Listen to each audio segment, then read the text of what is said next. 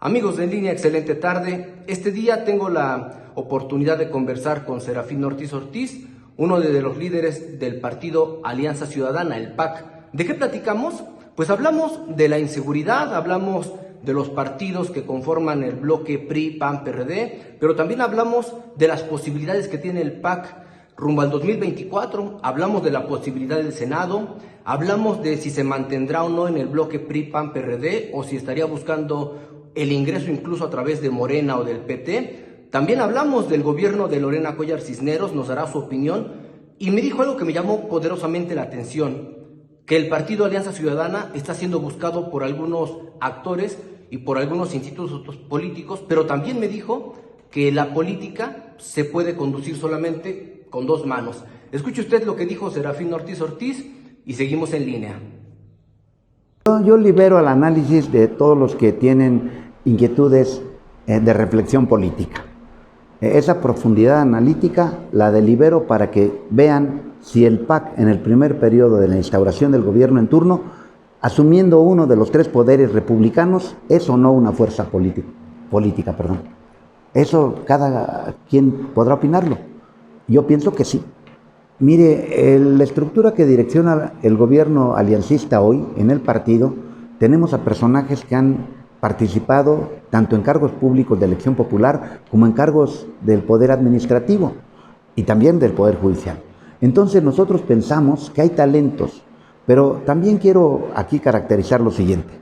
Nuestro movimiento político tiene 4 décadas de hacer política.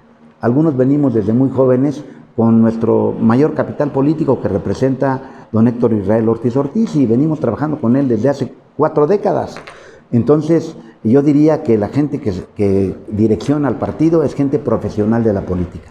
Y así lo pienso, Sin duda, hablando de la buena política, y yo le quiero decir, amigo Martín, que el tema de razones públicas, que es un concepto en el que yo confío, que se convierte en una realidad, estas razones de las mayorías hay que tomarlas como referente para tomar decisiones de gobierno.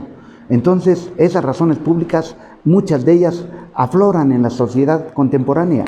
Por ejemplo, una razón pública en este momento en México es la insistente búsqueda de seguridad, de protección de nuestras vidas, de nuestra integridad física, de nuestra familia, protección del patrimonio. Esa es una razón pública.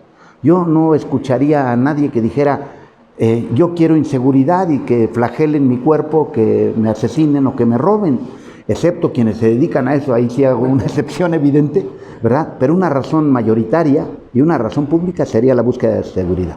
Bueno, mire, si hacemos un recuento histórico, la Constitución de 1917, hoy vigente, ¿verdad? Más que centenaria, estableció como una de las garantías del gobernado la posesión de armas en el domicilio y la aportación de armas, porque salíamos de un proceso beligerante de la revolución en ese contexto, ¿verdad? Hoy vivimos una crisis muy aguda de violencia y me parece que quien abandera este discurso escogió el peor momento para proponer que la ciudadanía se arme, ¿verdad? Hoy más bien pensaríamos en un desmantelamiento de todos los grupos armados, ¿verdad? A través de decisiones muy acertadas que el gobierno debe direccionar. Pero si un gobierno no interviene en cómo regular la portación de armas, la sociedad se pregunta, bueno, todos los delincuentes andan armados y la sociedad que se porta bien no tiene armas. Quizá en esa lógica construye este personaje que usted refiere, pero este es el peor momento en que lo hace. Siempre he afirmado que el oficio de la política y del obrar en materia política, de trabajar en materia política, no es tan complejo. Siempre he dicho que la política puede manejarse con 2 manos. La primera serviría para buscar condiciones de paz social. Esto es seguridad, que haya una disminución de la violencia, disminuir violencia para poder vivir en paz. Y la otra es satisfacción de necesidades. El gobernante debe estar preocupado porque haya alimentación, vivienda, acceso a la salud, educación y empleo, como 5 razones fundamentales. Sobre esa seguridad, protección de nuestra vida y nuestras libertades. Enseguida, equidad de género y preservación de un medio ambiente sano. Entonces estos serían los referentes en que el gobierno debe moverse. Pero bueno, si no se tiene el pulso de esto, pues se gobierna a palos de ciego, ¿no? Se va por donde sea con ocurrencias, con espontaneidades, con buenas intenciones, con buenos deseos, que solo son puras subjetividades. Entonces, por eso hay que escuchar al pueblo, la razón de la ciudadanía. Y esto no es demagogia, ¿eh? El ciudadano tiene que opinar y pedir lo que requiere. Y las demandas se centran en estas acciones que yo estoy planteando y que desde luego deben constituir políticas que el gobierno direccione adecuadamente. Mire, yo pienso que a veces la emoción del ejercicio del poder gana voluntades. Pero una cosa es ser emotivo, y esto es pensar con el corazón, y otra cosa es ser racional y pensar con la inteligencia. Entonces, yo le abono más a las decisiones inteligentes que a las espontaneidades, buenos deseos u ocurrencias. Entonces, yo estoy peleado contra eso. Por eso hemos diseñado en el Partido Alianza Ciudadana 2 métodos de trabajo: la buena política, que acabamos de caracterizar, y el gobierno abierto. El que asume el poder está obligado a devolver democracia. A esto le hemos llamado el carácter reversible de la democracia. La democracia es como una moneda con 2 caras. Por un lado es proceso electoral para ungir con el voto a alguien en el poder. Pero una vez ungido en el poder, este debe devolver democracia en ese carácter reversible. ¿Y cómo se devuelve democracia? Satisfaciendo necesidades y atenuando violencia. Entonces, ¿qué es lo que planteo? Que el gobierno abierto debe ser un gobierno transparente, con la participación ciudadana, con la colaboración ciudadana y con rendición de cuentas.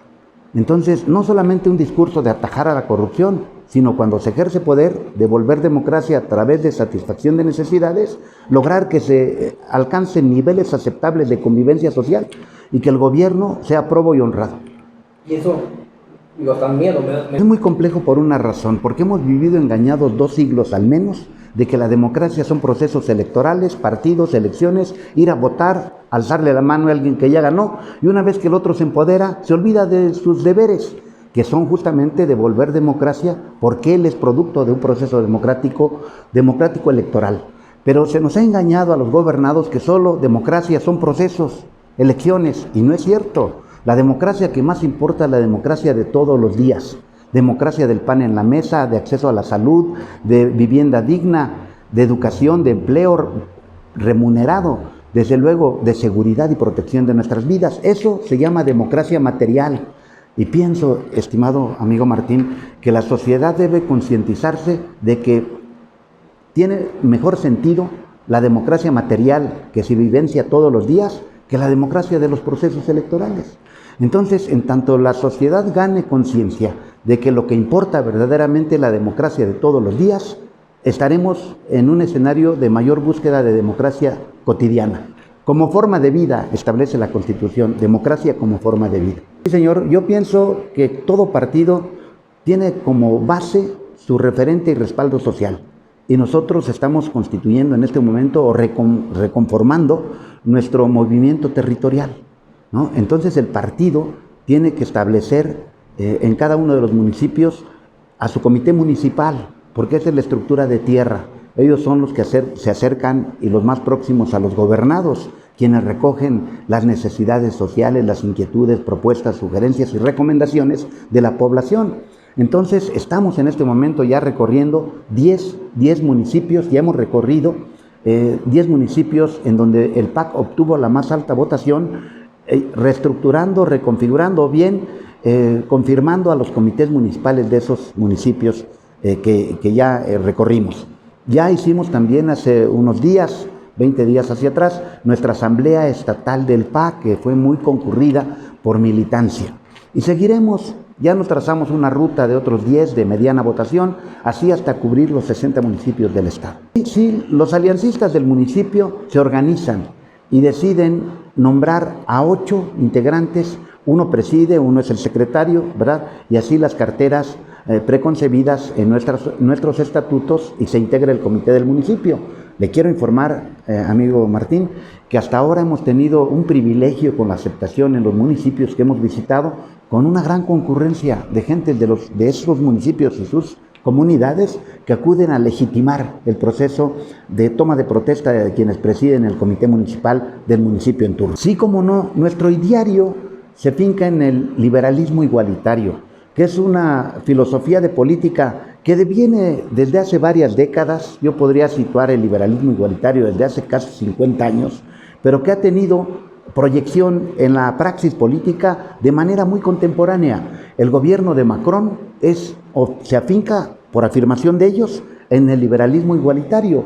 ¿Y qué es el liberalismo igualitario?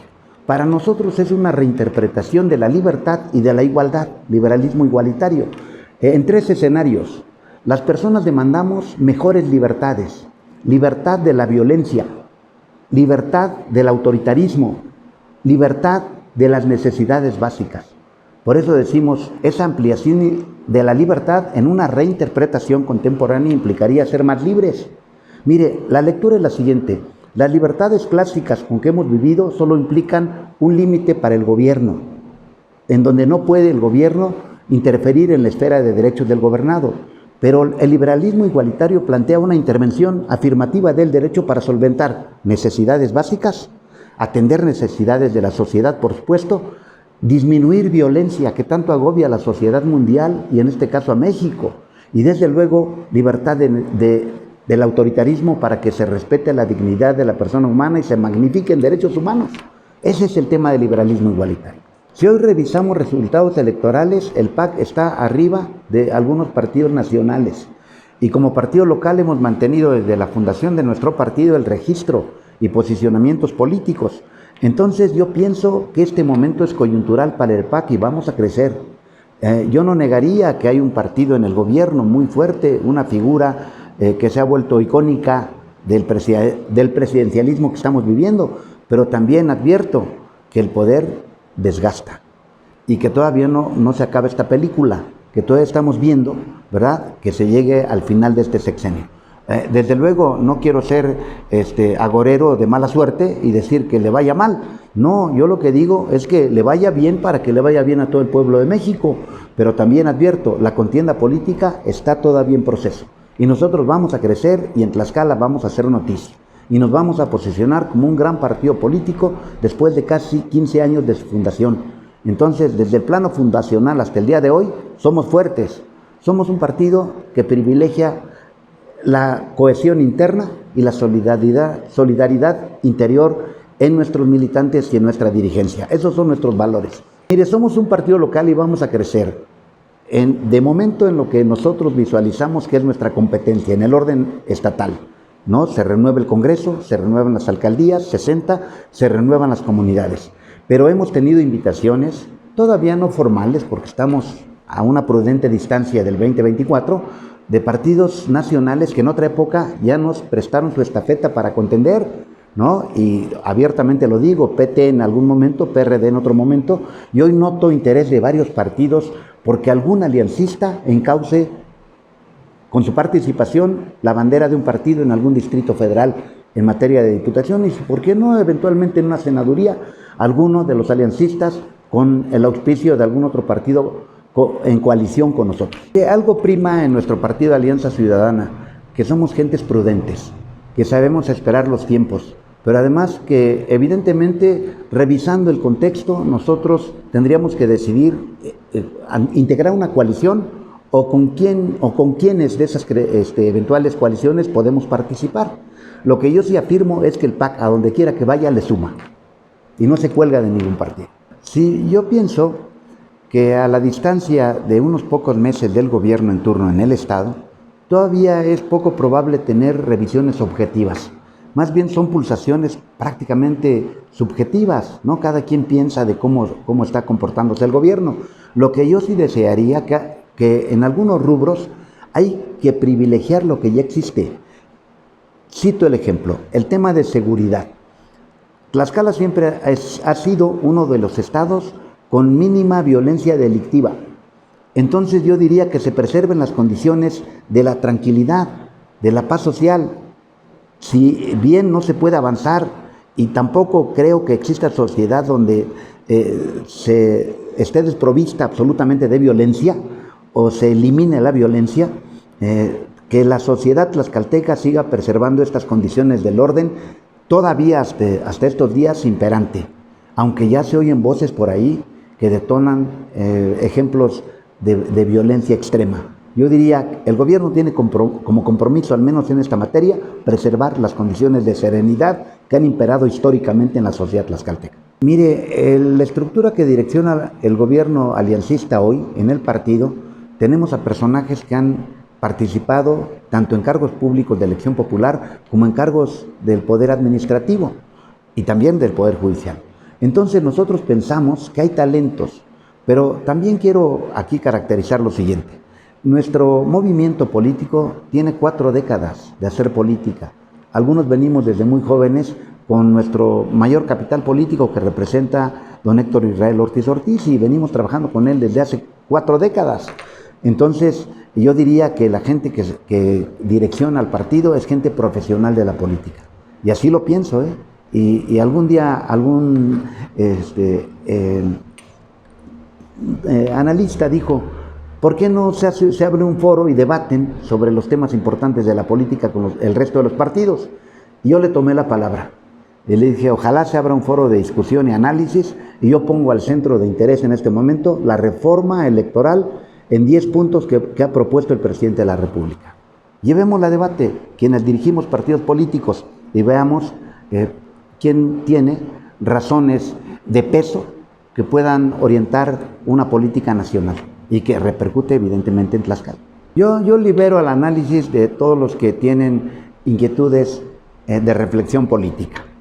Esa profundidad analítica la delibero para que vean si el PAC en el primer periodo de la instauración del gobierno en turno, asumiendo uno de los 3 poderes republicanos, es o no una fuerza política. Eso cada quien podrá opinarlo. Yo pienso que sí.